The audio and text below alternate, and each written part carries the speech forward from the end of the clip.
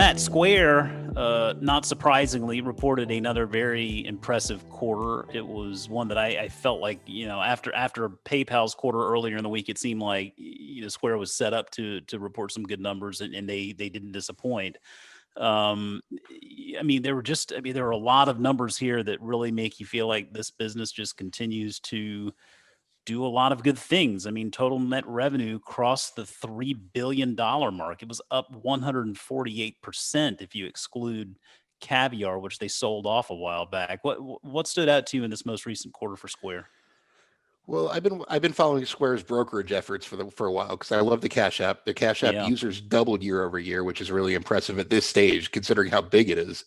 The gross profit generated by the Cash App. Remember, we've said a few times during the kind of earlier stages of monetization. Still, the gross profit generated by the Cash App nearly tripled year over year.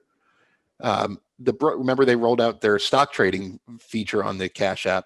Yep. 2.5 million people had bought and sold stock on the Cash App as of the end of the third quarter. Yeah. That's pretty impressive.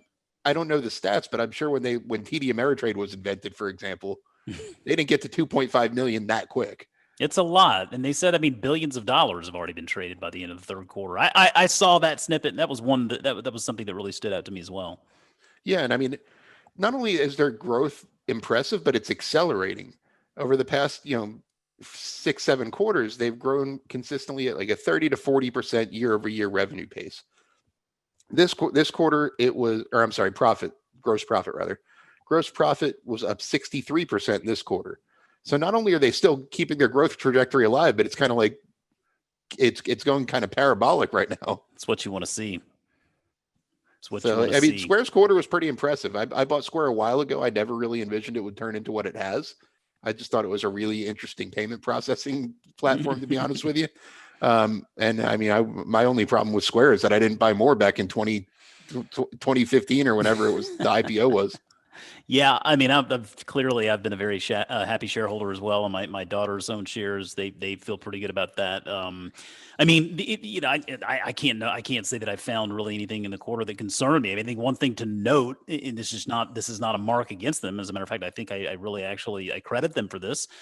They're going to ramp up investments in the business next year. Talking about 2021, they're talking about ramping up investments in the business around 40% from this year, and that will impact profitability to the extent that revenue growth is impacted. So we want to pay attention to that top line. The investments in the business could certainly play out on profitability. Again, that seems like a short-term thing in order to ensure the longer-term success of the business. But you keep those types of things in mind, because a company that's going to spend like that, who knows what the psychology of the market is going to be in 2021. But maybe that opens up a window to add to that position if the chance arises. Yeah, for sure. I've considered pulling the trigger on some more Square for a long time, including in March when it was down in the 30s for a brief time. And I got cold feet. I'm learning my lesson with Square over and over that keep adding to your winners. Yeah, one of these days I'll actually take my own advice and do it. When I can stop talking about it for a few days, because that also has to happen. Yeah, that's one of our hurdles. But hopefully, the listeners are listening and taking your advice into consideration.